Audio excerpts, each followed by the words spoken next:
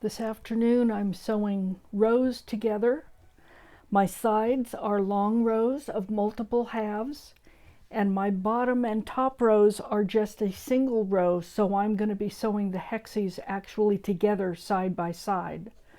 On the long side, you want to match up your dog ears on the two and put a single pin with those dog ears matched up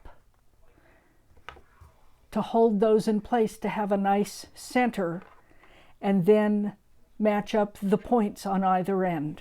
And we're going to sew. And I'm going to be chain piecing these to save thread and just make it go quicker. I always check underneath to make sure my seams have not flipped over. And I've gotten to my pin, so I'll pull it out.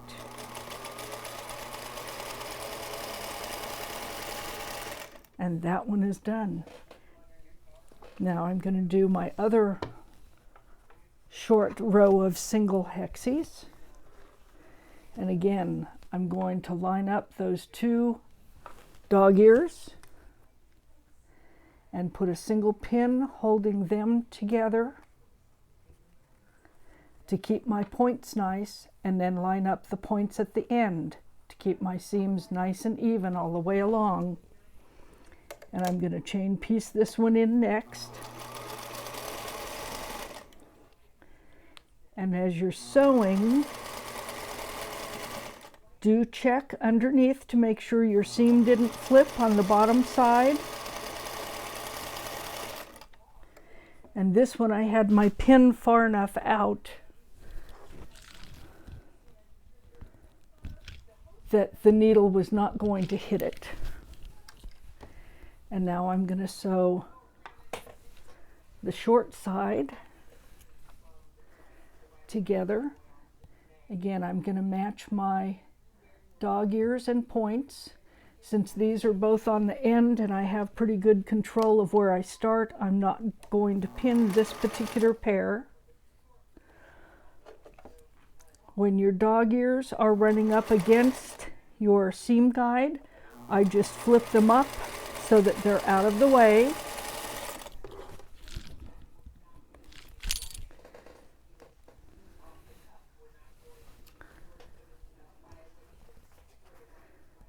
Flip this over, match up those dog ears and points, and get it ready to sew.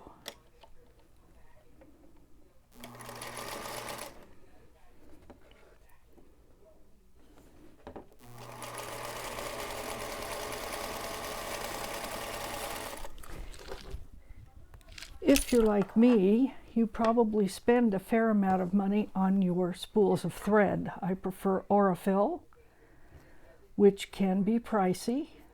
So I don't want to start and stop with every seam and be cutting long pieces of thread off that are going to get thrown away. So I chain piece as much as possible.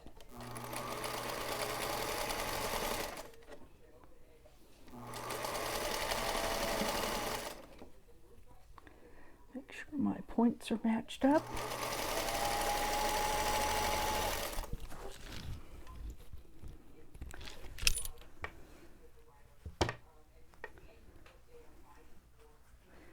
Match up the points. Put that single pin in to hold those points next to each other.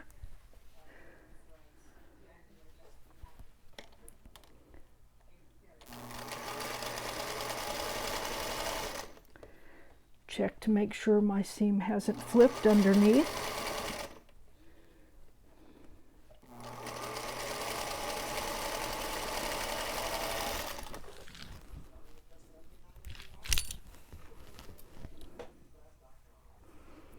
And one more short seam, and this piece will be sewn together.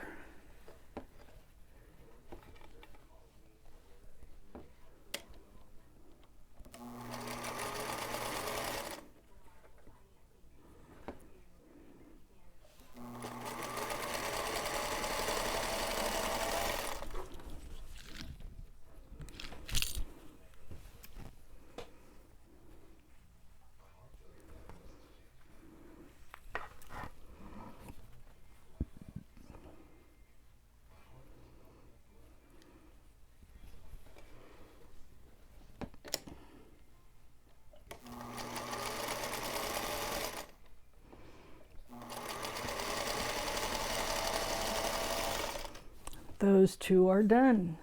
Now I'm going to start the long rows. And what you have to remember with the long rows is because we're doing 60-degree angles, your pieces are going to go together at an angle in order to get that straight seam across. So don't let it throw you when you start sewing these together. Again, I'm lining up the point of that triangle with the dog ear that's sticking out on the other piece. And then if I need to, I'm adjusting and easing that bottom piece out to meet the top one. And now I can actually clip these guys off.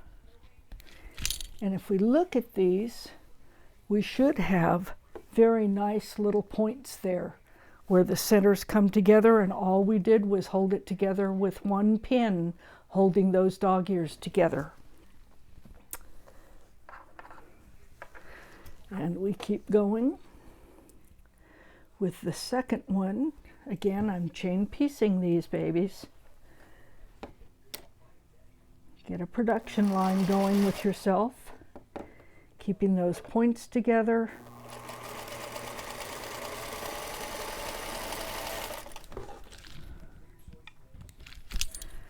And now when I lay this out and I do the second one, it's going to actually flip and go the other direction, because they're going to alternate every other one as the seams go back and forth with the half hexies.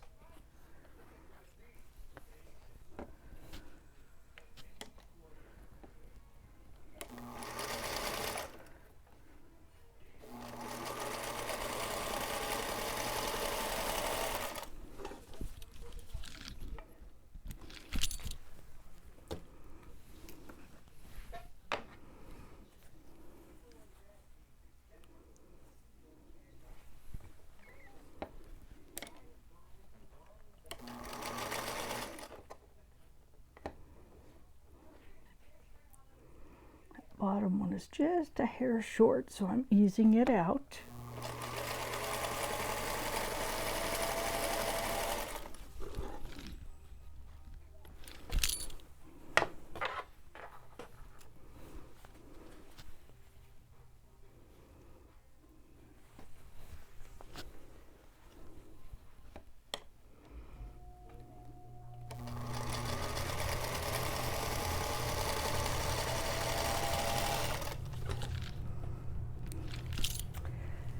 Now if these rows were longer for a full-size panel, I would be folding them up and either clipping with wonder clips or pinning to hold those rows together, so that if a pin came apart, I wouldn't lose that bottom half and I wouldn't wonder where it goes and what direction it goes. It would all be attached, and as I got closer to the next hexie, half hexie, and would need to, I could unroll it and repin it or reclip it. So I do use either pins or wonder clips to keep my long rows organized as I'm chain piecing. You don't want to drop half a row across the house from you and wonder what direction it goes back on your row. Ask me how I know. You only do it once or twice and then you learn. Attach them to each other so that they don't get lost.